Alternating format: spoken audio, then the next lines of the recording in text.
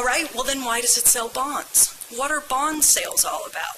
It's not selling bonds to cover a shortfall because it needs to borrow money from us. Okay? A lot of people have argued, and Bill talked about this a little bit earlier with the Rogoff-Reinhardt piece, that there's a tipping point out there. Won't we sell too many bonds? Won't the debt get too large? Isn't there some point of no return beyond which, right, the whole system collapses? What if the interest payments become too large? What if the rest of the world decides they don't want to buy the bonds? Bonds are nothing more than a savings account at the Fed. We give up dollars today and we receive dollars plus interest at a future date.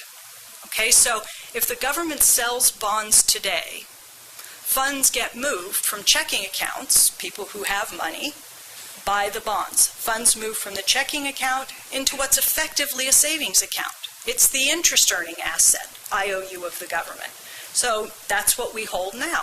When the bonds mature, the government credits our account, principal plus all of the remaining interest, and the funds are converted back into checking accounts, right? They move from saving back into checking accounts. So if you want, I couldn't get the 12 trillion, I wanted the actual number, right? 12.4, wherever we are today, but this is as recent as I could find. This is the national debt clock, right? The sum total of all of the outstanding bonds that the Treasury has issued. And what we would argue is that we shouldn't call that the national debt clock. We should just rename it. It's the National World Dollar Savings Account, right? All it does is keep a record of the total amount that's invested in savings as opposed to checking accounts at the Fed. It's nothing more than that. All right, something about the issue of solvency, the tipping point problem. Okay, can the government run out of money?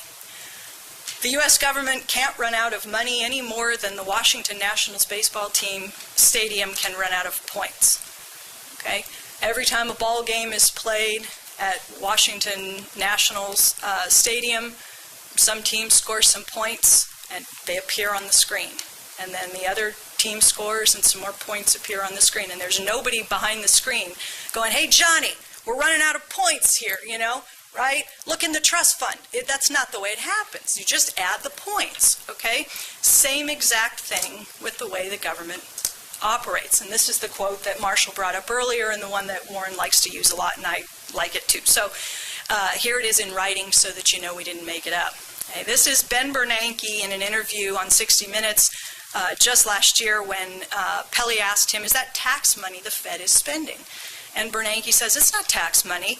The banks have accounts at the Fed, much the way that you do have an account at a commercial bank. So when we want to lend to a bank, we simply use the computer to mark up the size of the account they have with the Fed.